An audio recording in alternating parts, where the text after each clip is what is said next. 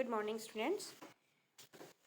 यांत्रिकी की आज की क्लास में हम डिफरेंट मॉड्यूलस ऑफ इलास्टिसिटीज़ में रिलेशन देखेंगे। उससे पहले आज हम एक और पैरामीटर इसका पढ़ेंगे, वो है पॉइसन रेशियो। तो देखिए क्या होता है पॉइसन रेशियो। जब किसी तार पर लंबाई की दिशा में बल लगाया जाता है तो बल की दिशा में इसकी लंबाई में चेंजेस आते हैं तथा इसके साथ साथ बल के लंबवत दिशा में भी इसकी मोटाई में जो क्रॉस सेक्शनल एरिया होता है वो कम होता है। इस प्रकार तार में दो तरह की विकृतियां उत्पन्न हो रही हैं। तो देखिए जब हमने लंबाई की दिशा में बल लगाया है, ये जो चित्र से दिख रहा है हमें डायग्राम में, ये एक तार का क्रॉस सेक्शनल एरिया हमें दिखा रखा है। इसके ऊपर लंबाई की दिशा में हमने डेल्टा एफ फोर्स नीचे की तरफ लगाया, इससे इसकी लंबाई में वृद्धि होगी। तो हमने माना कि इसकी लंबाई में वृद्धि डेल्टा एल हो रही है तथा लंबाई में जब वृद्धि होगी तो इसका क्रॉस सेक्शनल एरिया भी उसी अनुपात में कम होगा। तो हमने माना कि जब हमने बल लगाया उससे पहले इसका डायमीटर डी था, जो कि अब घटकर डी माइनस डेल्टा डी हो गया है। तो इसके व्यास में डेल्टा डी की कमी हमें देखने को मिली। तो देखिए दो तरह की विकृतियां हैं बल लगाने के साथ। उनमें से पहली है अनुदैर्ध्य विकृति, जिसके बारे में हम पढ़ चुके हैं। अनुदैर्ध्य विकृति क्या होती है? बल की दिशा में लंबाई में परिवर्तन बटा बल की दिशा में प्रारंभिक लंबाई या वस्तु की प्रारंभिक लंबाई। तो बल की दिशा में लंबाई में परिवर्तन कितना हुआ बल लगाने के बाद, और बल लगाने से पहले वस्तु की प्रारंभिक लंबाई कितनी थी, इस अनुपात को हम कहते हैं अल्फा। इस विकृति को हमने अल्फा से डिनोट किया है। अनुदैर्ध्य विकृति लंबाई की दिशा में होती है। सेकंड है अनुप्रस्थ विकृति। अनुप्रस्थ विकृति होगी बल के लंबवत दिशा में मोटाई में परिवर्तन, क्योंकि हम बल नीचे की तरफ लगा रहे हैं और मोटाई में परिवर्तन उसके लंबवत दिशा में होता है। तो यह जो विकृति होती है वो बल की लंबवत दिशा में प्राप्त होती है। अतः अनुप्रस्थ विकृति क्या होगी? बल के लंबवत दिशा में मोटाई में परिवर्तन बटा बल के लंबवत दिशा की प्रारंभिक मोटाई। इसे हमने बीटा से डिनोट किया है। तो अल्फा हो गई अनुदैर्ध्य विकृति और बीटा हो गई अनुप्रस्थ विकृति। अब देखिए प्रत्यास्थता सीमा में अनुप्रस्थ विकृति और अनुदैर्ध्य विकृति का अनुपात ही पॉइसन रेशियो कहलाता है। तो पॉइसन रेशियो क्या हो गया कि प्रत्यास्थता सीमा के अंदर अनुप्रस्थ विकृति बीटा अपॉन अनुदैर्ध्य विकृति अल्फा। तो इसे हम सिग्मा से डिनोट करते हैं। तो सिग्मा इक्वल्स होता है बीटा अपॉन अल्फा अनुप्रस्थ विकृति बटा अनुदैर्ध्य विकृति। अब हमने अगर इसको मैथमेटिकल लिखें तो अनुदैर्ध्य विकृति अल्फा होगी डेल्टा एल अपॉन एल और अनुप्रस्थ विकृति बीटा होगी डेल्टा डी अपॉन डी। तो पॉइसन रेशियो सिग्मा होगा हमारा बीटा अपॉन अल्फा से delta D over D upon delta L over L. तो ये जो पॉइसन रेशियो है ये दो विकृतियों का अनुपात है तथा सिंस दोनों ही विकृतियां हैं तो यह सिग्मा विमाहीन राशि होती है। अब देखिए विभिन्न प्रत्यास्थता नियतांकों में परस्पर संबंध। तो देखिए हम जानते हैं कि यदि किसी वस्तु की आकृति में परिवर्तन किया जाता है, परिवर्तन किए बिना वस्तु की आकृति में हम परिवर्तन नहीं कर रहे हैं तथा उसके पृष्ठों पर लंबवत बल आरोपित किया जाता है, तो आयतन में परिवर्तन होता है तथा साथ ही साथ उसकी भुजाओं में अनुदैर्ध्य व अनुप्रस्थ विकृतियां उत्पन्न होती हैं। तो जिस दिशा में अगर हम कहें कि बल हम बाहर की तरफ लगा रहे हैं, जैसा कि डायग्राम में दिखाई दे रहा है, किसी पृष्ठ को बाहर की तरफ खींचा जा रहा है, उस केस में आयतन इंक्रीज होगा और साथ ही भुजाओं में अनुदैर्ध्य और अनुप्रस्थ विकृतियां। अनुदैर्ध्य विकृति बल की दिशा में जो भुजा है उसकी लंबाई में वृद्धि करेगी तथा जो बल की दिशा के लंबवत दिशा की भुजाएं हैं उनकी लंबाई में कमी होगी, तो वहां पर अनुप्रस्थ विकृति होगी और जो बल की दिशा की भुजा होगी उसके ऊपर अनुदैर्ध्य विकृति उत्पन्न होगी। अतः वस्तु के पदार्थ के आयतन प्रत्यास्थता गुणांक के जो होता है वो आयतन प्रत्यास्थता गुणांक होता है, जो कि वस्तु के पृष्ठों पर आरोपित लंबवत बल की वजह से उसके आयतन में परिवर्तन होने की वजह से उत्पन्न होता है। यंग गुणांक, यंग प्रत्यास्थ गुणांक कैपिटल वाई, जो कि लंबाई में परिवर्तन होने की वजह से उत्पन्न होता है।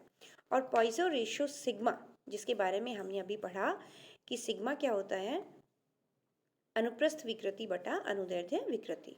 तो इन तीनों में रिलेशन हम एस्टेब्लिश करेंगे। इसी प्रकार से हम बात करें कि आयतन को नियत रखते हैं।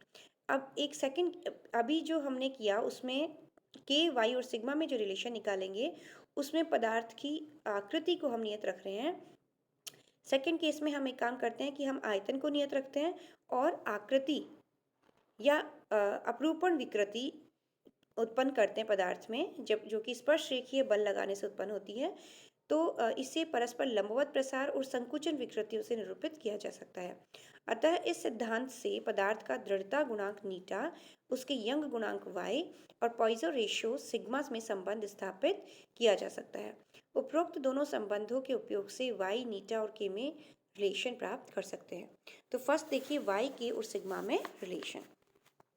माना कि देखिए डायग्राम में, माना हमने A B C D G H I J एक घन है।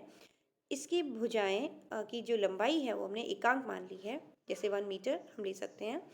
इसके प्रत्येक फलक पर लंबवत और समान रूप से बाहर की तरफ हमने एफ बल लगाया। तो इससे हमने माना हमने जो ये घन लिया है वो इस तरह से लिया है कि इसकी जो तीन भुजाएं हैं वो एक्स, वाई और जेड एक्सिस पे क्रमशः स्थित हैं, जैसे जी एच, जी जे और जी डी। तो ये एक्स, वाई और जेड एक्सिस पर स्थित है। जी जो है वो मूल बिंदु पर स्थित है। तो घन का बल लगाने से पूर्व आयतन, क्योंकि हमने एकांक लंबाई की इसकी भुजाएं मानी है, तो इसका आयतन जो होगा वो 1 मीटर क्यूब होगा। घन में अभी लंबवत प्रतिबल, क्योंकि हमें पता है कि हमने बल F बाहर की ओर लगाया है, तो प्रतिबल जो होगा अभिलंबवत प्रतिबल, उसका मान हम देंगे F/A से। और A जो होगा क्षेत्रफल, वो 1 × 1, क्योंकि एकांक लंबाई की भुजाएं हैं तो इसका क्षेत्रफल भी 1 मीटर स्क्वायर होगा। तो जो अभिलंबवत प्रतिबल होगा वो इक्वलेंट आएगा F के। किसी निश्चित दिशा में बल के कारण इस दिशा के अनुदिश घन की भुजा की लंबाई में वृद्धि होगी। और क्योंकि हम जानते हैं कि बल जिस दिशा में लग रहा है उस दिशा में जो भुजा स्थित है उस भुजा की लंबाई में वृद्धि होगी। तो हमने मान लिया कि बल के एकांक मान के लिए भुजा की एकांक लंबाई में वृद्धि का मान अल्फा मान लिया। एकांक बल के मान के लिए भुजा की एकांक लंबाई में वृद्धि अल्फा है। तो बल की दिशा में बल F के लिए भुजा की लंबाई में वृद्धि कितनी होगी, F अल्फा। एकांक बल के लिए अल्फा है तो F बल के लिए भुजा की लंबाई में वृद्धि F अल्फा हो जाएगी। इसी तरह से हमने माना कि बल की लंबवत दिशा में अनुप्रस्थ विकृति उत्पन्न होती है। देखिए जो बल F हमने बाहर की ओर लगाया है, इसकी वजह से जी जे दिशा में, मतलब कि अगर हम बात करें फलक BIHC की, मतलब कि एक्स एक्सिस पर जो फलक स्थित है BIHC, इसमें देखिए एक्स दिशा में जो भुजा स्थित है GH, इसमें तो होगी वृद्धि GH में और JI में, AB में और DC में। ये जो एक्स दिशा के अनुदिश भुजाएं हैं, क्योंकि इनमें तो होगी वृद्धि, लेकिन जो वाई जेड एक्सिस से कॉरस्पॉन्डिंग भुजाएं हैं, जैसे जेड एक्सिस से कॉरस्पॉन्डिंग है HC, GD, AJ और BI। इसी तरह वाई एक्सिस के कॉरस्पॉन्डिंग भुजाएं हैं JG, IH, BC and AD। इन भुजाओं में कमी होगी। तो यह जो विकृति उत्पन्न होती है ये अनुदैर्ध्य है, क्योंकि ये इस एक्स एक्सिस के कॉरस्पॉन्डिंग लगने वाले फोर्स के लंबवत दिशा में है, इसलिए इसे अनुप्रस्थ विकृति कहेंगे। तो हमने माना कि एकांक बल के लिए अनुप्रस्थ संकुचन विकृति, ये क्या होगी, संकुचन विकृति होगी। इसको हमने माना कि प्रति एकांक लंबाई संकुचन विकृति बीटा है। तो बल F के लिए भुजा में अनुप्रस्थ संकुचन कितना होगा, अगर एकांक बल के लिए एकांक लंबाई में बीटा होता है तो F बल के लिए भुजा में अनुप्रस्थ संकुचन हो गया बीटा × F। इस प्रकार x दिशा में बल F के कारण x दिशा के अनुदिश कोर की लंबाई में अल्फा F वृद्धि होगी, परंतु y और z दिशा में संकुचन बीटा f होगा। तो देखिए अगर x दिशा में lx लंबाई हम मानते हैं बल लगाने के बाद, तो lx की वैल्यू किससे देंगे हम, जो स्टार्टिंग इनिशियली जो लंबाई थी वो एकांक मानी थी हमने, तो 1 होगी, प्लस इसमें वृद्धि कितनी हुई f इंटू एल्फा, और संकुचन y और z दिशा में कितना होगा, माइनस साइन के साथ लगाएंगे क्योंकि संकुचन है, तो minus F beta minus F beta. दोनों जो एफ बीटा है वो एक y एक्सिस के कॉरस्पॉन्डिंग है और दूसरा z एक्सिस के कॉरस्पॉन्डिंग है। तो यहाँ इसकी वैल्यू हो गई 1 plus alpha, sorry 1 plus F alpha minus 2 beta. इसी तरह से एल वाई और एल जेड की वैल्यू भी हम लिख सकते हैं, जो कि सेम ही मान देगी हमें 1 plus F alpha minus 2 beta, 1 plus F alpha minus 2 beta. अतः विकृत घन का आयतन v प्राइम से हम दे रहे हैं, आयतन होगा तीनों भुजाओं का multiply L X L Y और एल जेड। तो इसका मान होगा 1 plus F alpha minus 2 beta का होल क्यूब। इसको हम द्विपद प्रमेय से, बाइनोमियल थ्योरम से ओपन करेंगे, तो अल्फा और बीटा सिंस बहुत ही स्मॉल क्वांटिटीज़ हैं, तो इनकी जो उच्च घात हैं उनके पद हम नेग्लिजिबल मान लेंगे। तो यहाँ से हमें वैल्यू मिलेगी 1 प्लस 3 एल्फा माइनस 2 बीटा। आयतन में परिवर्तन कितना हुआ, v prime minus initial volume v।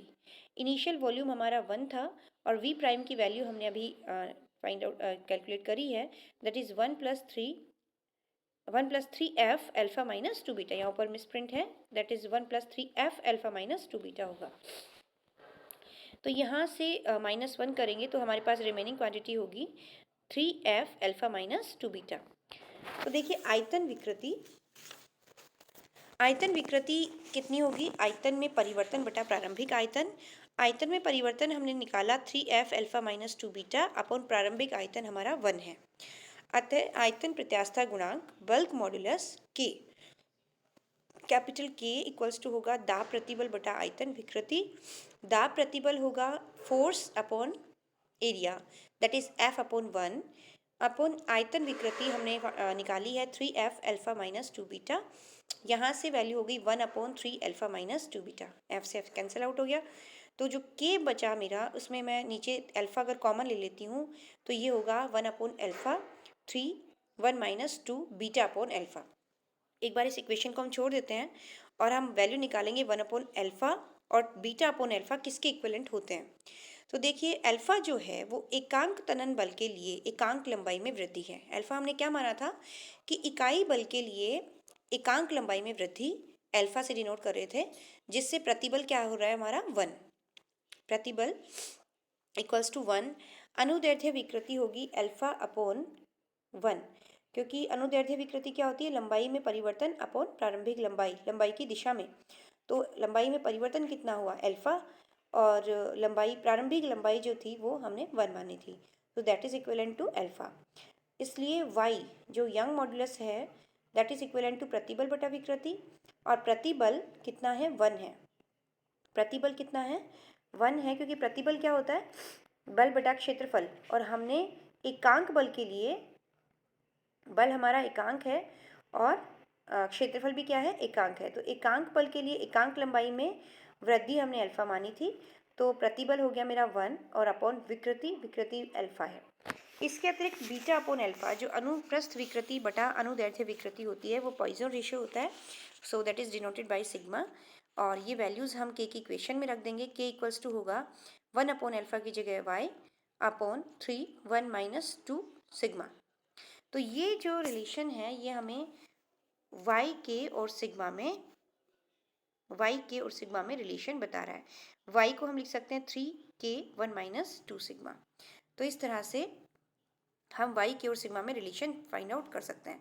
Next हम करेंगे y नीटा और सिग्मा में रिलेशन, जहाँ पर हम आयतन स्थिर रखेंगे तथा स्पर्श रेखीय बल F लगाएंगे एक फलक के ऊपर, जिससे उसके जो आकृति है, जो उसकी शेप है, उसमें परिवर्तन होगा और उसे हम अपरूपण विकृति का यूज़ करेंगे। वहाँ पर अपरूपण गुणांक नीटा y और सिग्मा में इस तरह से हम रिलेशन एस्टेब्लिश करेंगे। तब तक के लिए थैंक यू।